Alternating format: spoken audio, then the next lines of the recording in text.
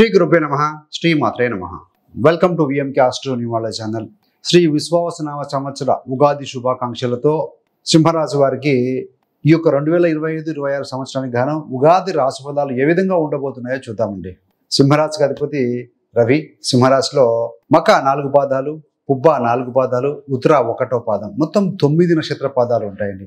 So వీరందరికీ కూడా మనం చెప్పుకోబట్టి యొక్క ఉగాది రాశి ఫలాలు వర్తిస్తాయి. ఉగాది రాశి ఫలాలు అనగానే ప్రతి వారం ఎదురు చూసేది ఆదాయ వ్యయాలు ఎలా ఉన్నాయి, రాజపూజ్యం అవమానం ఏ విధంగా ఉంది అనేది మొట్టమొదటిగా వచ్చేది అదేనండి. సింహరాశి వారికి ముఖ్యంగా ఈ యొక్క ఆదాయం చూస్తే 11గా ఉంది, వ్యయం కూడా 11గానే ఉందండి. సమపాలలో ఉంది. సోర్స్ ఆఫ్ ఇన్కమ్ బాగానే ఉంది. So at the same time expenditure కావచ్చు, ఇన్వెస్ట్మెంట్ కూడా కావచ్చు, ఏ రకంగా చూసినా కూడా ఈక్వల్గానే ఉందండి. మరి రాజపూజ్యం చూస్తే 3గా ఉంటే ఈ యొక్క అవమానం అనేది 6గా ఉంది. మరి గ్రహస్థితులు ఏ విధంగా ఉన్నాయి అంటే గురువు, శని, రాహు, కేతు ఈ 4 గ్రహాలు బాగా ఇంపాక్ట్ చేస్తాయండి. సంవత్సరం పైబడి ఒక రాశిలో ఉంటాయి కాబట్టి ఒకసారి ఈ గ్రహాల యొక్క స్థితి పరిశీలించిన తర్వాత ఫలితాల్లోకి వెళ్తే ఏం చూడబోతున్నాయి అంటే స్టూడెంట్స్కి ఎలా ఉంటుంది, ఎంప్లాయీస్కి ఎలా ఉంటుంది, బిజినెస్ వార్క్ ఎలా ఉంటుంది, వీరి యొక్క ఆర్థిక స్థితి ఏ విధంగా ఉంటుంది, ప్రేమ విషయంలో ఏ విధంగా ఉంటుంది, వైవాహిక జీవితం ఏ విధంగా ఉంటుంది, స్త్రీలకు ఏ విధంగా ఉంటుంది, రాజకీయ నాయకులకి, రైతులకి, ఆరోగ్యం, చివరన రెమెడీస్, ఇవన్నీ కూడా చూద్దామండి. ఈ యొక్క పంచమ అష్టమాధిపతి గురుగ్రహం ఈ యొక్క సంవత్సరంలో 15 మే నుండి లాభస్థానం, సింహానికి లాభస్థానం, సింహరాశి నుండి లాభస్థానం అనేటువంటి యొక్క మిథునంలో స్థితి పొందబోతున్నారు. సంవత్సరం పాటుగా ఉంటారు. మరి దాదాపుగా 30 సంవత్సరాల తర్వాత కావచ్చు ఈ యొక్క 2.5 years ఒక రాశిలో ఉంటారు కాబట్టి 2.5 × 12 అన్నప్పుడు 30 అవుతుంది. ఆ రకంగా చూస్తే కుంభాన్ని వదిలి ఈ యొక్క మీనరాశికి వెళ్తారు. 30 మార్చి 2025 తేదీన ఈ యొక్క శనిశ్చరుడు అష్టమానికి అంటే అష్టమ శని మొదలవబోతుంది. సో ఇది సారాంశం అండి. రాహుకేతుల విషయానికి వచ్చే వరకు 18 మే నుండి ఆయన రాహు కుంభంలో ఉంటారు, కేతు మీ యొక్క జన్మరాశిలోకి వస్తున్నారు. దానికంటే ముందు ఎక్కడ ఉన్నారు? 18 మే కంటే ముందు ఆయన మీనంలో రాహు ఉంటే కన్య రాశిలో ఈ యొక్క కేతు ఉన్నారండి. సో ఇది మొత్తంగా మేజర్గా ఏంటి మార్పు అంటే అష్టమ శని ఈ సంవత్సరం మొదలవబోతుంది అనేది ఒక కాన్సెప్ట్ అండి. మరి విద్యార్థులకు ఏ విధంగా ఉంటుంది, స్టూడెంట్స్ కానీ చూస్తే ఈ యొక్క స్టూడెంట్స్కి ఏంటంటే ఈ సంవత్సరం కాస్త ఒడిదుడుకులు ఉన్నా కూడా మంచి కృషితో ఫలితం సాధిస్తారు.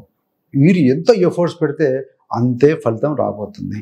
మరి పోటీ పరీక్షలలో ఉన్నవారికి అంటే కాంపిటేటివ్ ఎగ్జామ్స్ వస్తున్నవారు ఎవరైతే ఉంటారో వారికి అశ్రద్ధ ఏమాత్రం వహించకూడదండి. మీరు కనుక మైండ్ డివేట్ అయ్యింది అనుకోండి, రాశిలో ఈ యొక్క కేతు ఉన్నారు, సో సప్తమంలో రాహు ఉండి రాహుకేతు యాక్సెస్లో మీ రాశి ఉంది, కాకపోతే పంచమ స్థానం మీద గురుదృష్టి ఉంది కాబట్టి ఆలోచన విధానంతో మీరు సట్రైట్ చేసుకునేదానికి అవకాశం ఉంది. కాబట్టి అశ్రద్ధ వహిస్తే కనుక ఇబ్బందులు తలెత్తే అవకాశం అయితే కనపడుతుంది. ముఖ్యంగా ఏంటంటే ఈ యొక్క ఏప్రిల్, మే, జూన్, జూలై 4, 5, 6, 7 ఈ 4 నెలలు మాత్రం స్టూడెంట్స్కి అద్భుతంగా ఉంటుందండి. సెప్టెంబర్, అక్టోబర్, నవంబర్ మాసాల్లో కొంత అశ్రద్ధగా ఉంటే మాత్రం కొంచెం వెనకబాటు జరిగే అవకాశం అయితే కనపడుతుంది. సో ఇది స్టూడెంట్స్ గురించి.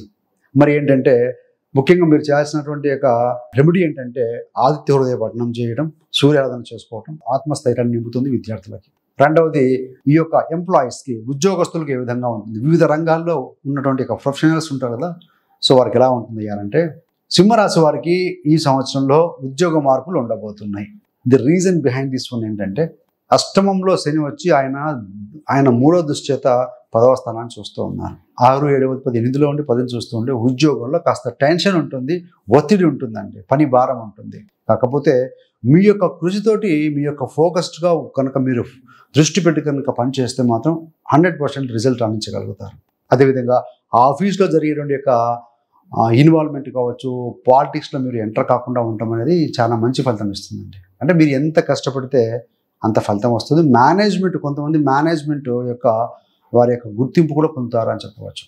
ఏది ఏమైనా ఈ యొక్క అష్టమ శని వల్ల కొంత ఉద్యోగస్తులకు అయితే ఈ సంవత్సరం ఇది ఉంటుంది. కొంతమందికి మార్పు చేర్పులు కూడా జరిగే అవకాశం, మరికొంతమందికి ట్రాన్స్ఫర్స్ కూడా ఉండే అవకాశం అయితే కనపడుతూ ఉంది. మరి కొత్త జాబ్లు కోరుకునే వారికి ఉన్న జాబ్లు వదిలేసి కొత్త జాబ్కి అయితేనేమి, అదేవిధంగా మరికొంతమంది జాబ్ కోసం సెర్చ్ చేస్తూ ఉంటారు. నిరుద్యోగులకు కూడాను ఈ యొక్క జూన్, జూలై, ఆగస్టు, సెప్టెంబర్ ఈ 4 నెలలు కూడా చాలా పాజిటివ్గా ఉంటుందని చెప్పాలండి. మరి రెమెడీ ఏంటయ్యా ఈ యొక్క సింహరాశి ఉద్యోగుల కంటే దశమ స్థానం మీద దృష్టి పెట్టేది ఒక సాటర్న్, శనిశ్చరుడు అష్టమం నుండి. సో కాబట్టి అంటే మానసిక ఒత్తిడి, ఆందోళన తగ్గించుకోసం శనికి తైలాభిషేకం చేసుకోవడం, ప్రతి శనివారం నియమాలు అల్పాహారం తీసుకోవడం, వీళ్ళతో ఉపవాసం ఉండటం. సాటర్డే అంటే శనివారం అంటాం కదా, సాటర్డే, సో దానికి లింకప్ ఉంది కాబట్టి అంటే శనివారం రోజున హనుమాన్ చాలీసా పఠనం చేయడం, కుదిరితే ప్రతిరోజు చదివితే మంచిదండి. అట్లీస్ట్ సాటర్డే రోజు చదవండి. మీకు కుదిరినప్పుడు ఏంటంటే హనుమాన్ ఆలయాలను కానీ వెంకటేశ్వర స్వామి యొక్క ఆలయాలు కానీ విజిట్ చేయడం అనేది చాలా మంచి ఫలితం ఇస్తుంది, బాగుంటుంది. మరి వ్యాపారస్తులకు ఏ విధంగా ఉంటుంది అంటే ఈ సంవత్సరం ఏంటంటే 7 అంటే వ్యాపారం సహజంగా 7వ అధిపతి 8లో ఉండబోతున్నారు కాబట్టి అందులో రాహు ఉండబోతున్నారు కాబట్టి ఏంటంటే ఈ యొక్క గోచార ఫలితాల రీత్యా కొత్త వ్యాపారం మొదలెట్టడానికి ఇది అనుకూలంగా లేదు అని కనబడుతుంది. మీ యొక్క వ్యాపారం మీద అంచనాలు బాగా వేసుకున్న తర్వాతనే ఇన్వెస్ట్మెంట్ కావచ్చు, ఏదైనా ముందుకు వెళ్ళటం కానీ చేయవలసిందిగా కోరుతున్నామండి. సో కాబట్టి కొత్త ఇన్వెస్ట్మెంట్ అయితే వద్దు అని కనపడుతుంది. ఎవరైతే మిత్రులు కానీ కుటుంబ సభ్యులతో కానీ వ్యాపారాలు చేస్తూ ఉంటారో సో వారు కొంత అలర్ట్గా ఉండాలి. మనస్పర్ధలు వచ్చే అవకాశం కనపడుతూ ఉంది. అదేవిధంగా ఖర్చు కూడా అధికంగా ఉండబోతుంది కాబట్టి వృధా ఖర్చు ఎక్కడైతే ఉందో దాన్ని మీరు తగ్గించుకునే ప్రయత్నం చేస్తే మంచిది. మరి సింహరాశి వ్యాపారస్తులు ఏదైనా ఇన్వెస్ట్ చేయాలనుకుంటే ఇన్వెస్ట్మెంట్ తప్పదు కదా వ్యాపారం అన్నప్పుడు. సో జూలై నుండి డిసెంబర్ మధ్యన కాస్త బాగుంటుందండి. July, August, September, October, November and December ఈ 6 నెలల కాలంలో మీరు ఈ యొక్క జూన్ వరకు వేచి ఉండి జూలై నుంచి డిసెంబర్ మధ్యలో ఇన్వెస్ట్మెంట్ చేసుకోగలిగిన బాగానే ఉంటుంది. మరి ఎమిడి అంటే ఈ యొక్క సింహరాశి వ్యాపారస్తుల కంటే మీ ద్వితీయ లాభాధిపతి బుధుడు అవుతారు. విష్ణు సహస్రనామావళి పఠనం చేయటం, అదేవిధంగా మూగ జీవాలకు పర్టికులర్గా ఏంటంటే ఆవులకు ఆహారాన్ని అందించడం అనేది మంచి రెమెడీ అండి. మీకు చాలా బాగుంటుంది, మంచిగా పనిచేస్తుంది కూడా. మరి వ్యాపారస్తులు అయిపోయింది. మరి ఈ యొక్క ప్రేమ విషయంలో ఏ విధంగా ఉండబోతుంది? లవ్ ముఖ్యంగా ఏంటంటే ఈ యొక్క శని దృష్టి అష్టమం నుండి శని చూస్తూ ఉంటాడు, మీ యొక్క పంచమాన్ని గురుడు కూడా చూస్తూ ఉంటాడు. డబల్ ట్రాన్స్లేట్ అనేది 5వ స్థానం మీద పడుతూ ఉంటుంది కాబట్టి చిన్న చిన్న మాట పట్టింపులు ఒడిదుడుకులు సహజంగానే ఉంటాయండి. ఎవరైతే సింగిల్గా ఉంటారో వారికి కొత్త వారి యొక్క పరిచయం, అదేవిధంగా కొత్త వ్యవహారంలో ప్రేమలో పడే అవకాశం కూడా కనపడుతుంది. అక్టోబర్ తర్వాత ప్రేమలో ఉన్న వారికి పాజిటివ్గా ఉండే అవకాశం చాలా బలంగా కనపడుతుంది. అదేవిధంగా ఇక్కడ శనైశ్వరుడు అష్టంలో ఉన్నా కూడాను మీ యొక్క జన్మజాతక చక్రంలో కనుక వివాహానికి సంబంధించిన దశలు జరుగుతూ ఉంటే కనుక అంతదశలు కనుక జరుగుతూ ఉంటే గురుదృష్టి సప్తమం మీద ఉంది కాబట్టి మనకు మే 15 తర్వాత మీకు ఈ యొక్క వివాహానికి కూడా అవకాశం ఉంది. కాకపోతే ఎక్కువ సంబంధాలు చూడాల్సి రావడం. రాహు అంటే మల్టిపుల్ అండి, సాటిస్ఫై కాకపోవడం, కుదరకపోవడం ఒక పట్టాన. మే 18 నుంచి రాహు ఉంటున్నాడు, 7వ అధిపతి అష్టమానికి వెళ్తున్నారు కాబట్టి ఎక్కువ సంబంధాలు చూస్తున్న తర్వాతనే మీకు వివాహం సెట్ అయ్యే అవకాశం కూడా కనబడుతుంది. మరి ఈ యొక్క ప్రేమ విషయంలో రెమెడీ ఏంటంటే శుక్రవారం రోజు లక్ష్మీ పూజ, ఈ యొక్క శివాలయాల్లో శివుడికి అభిషేకం చేసుకోవడం వల్ల ఈ యొక్క తారతమ్యం వాళ్ళు ఈ యొక్క డిస్టర్బెన్స్ తొలగిపోయే అవకాశం చాలా బలంగా ఉంటుంది. మరి వైవాహిక జీవితంలో ఏ విధంగా ఉంటుంది ఈ యొక్క సింహరాశి వారికి అంటే 7లో ఎవరు ఉన్నారు? వైవాహిక జీవిత స్థానంలో రాహు ఉన్నాడు. 7వ స్థానంలో ఎక్కడ ఉన్నారు? అష్టంలో ఉన్నారు. సో వైవాహిక జీవితంలో కొంత ఒత్తిడులు ఉంటాయండి.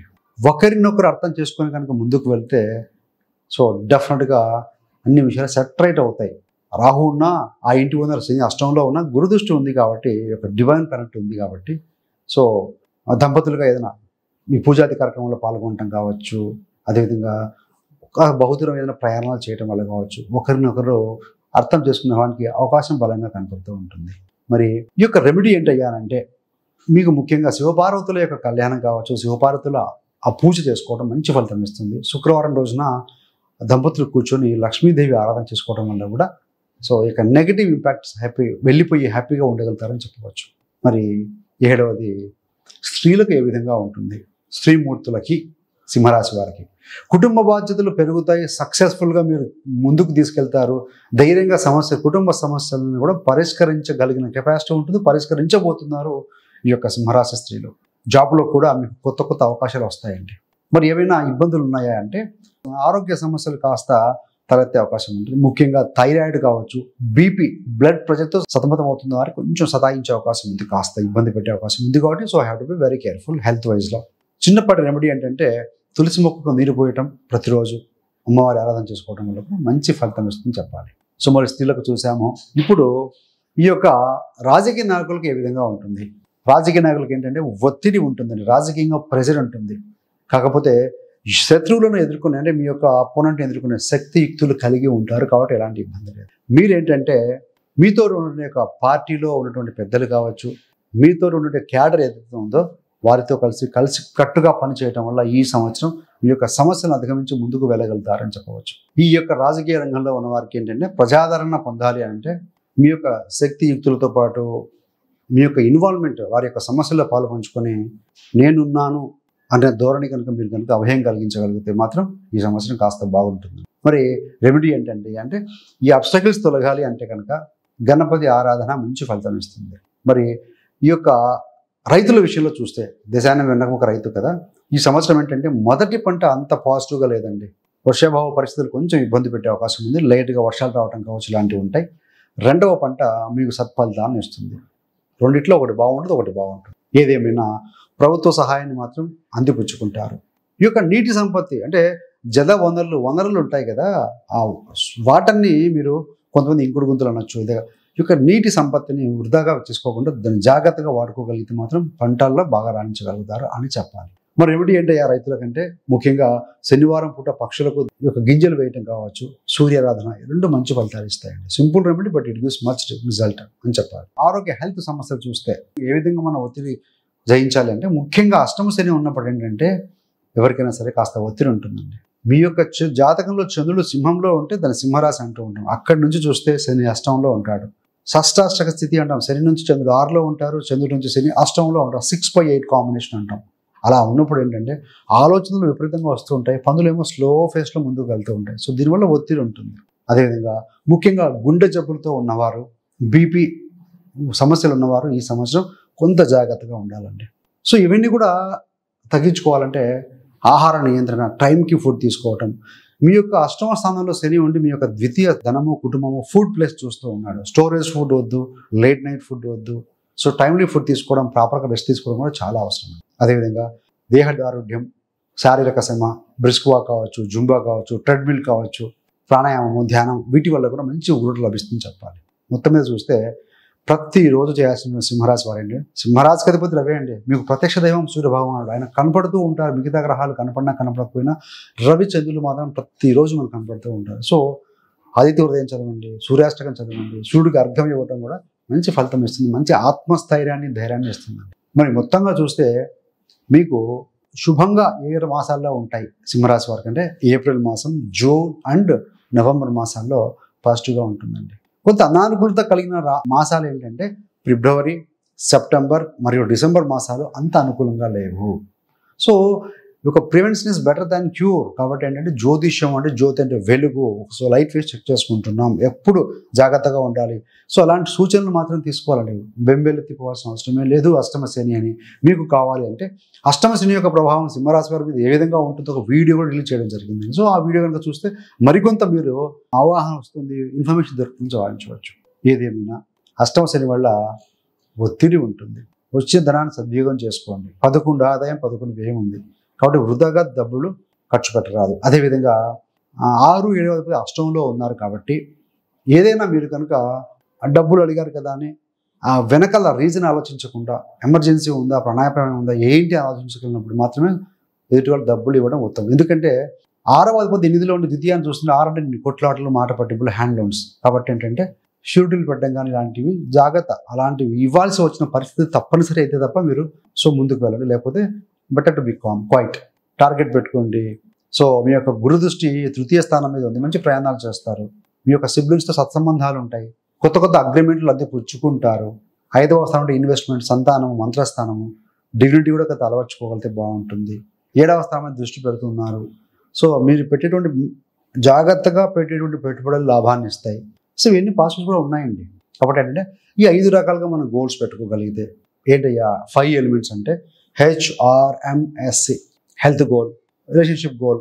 7వ స్థానం కొంచెం పాడైంది, relationship goal. M for money, ద్వితీయాన్ని అష్టమం నుంచి సెన్స్ వస్తూ ఉన్నాడు, మనీ గోల్.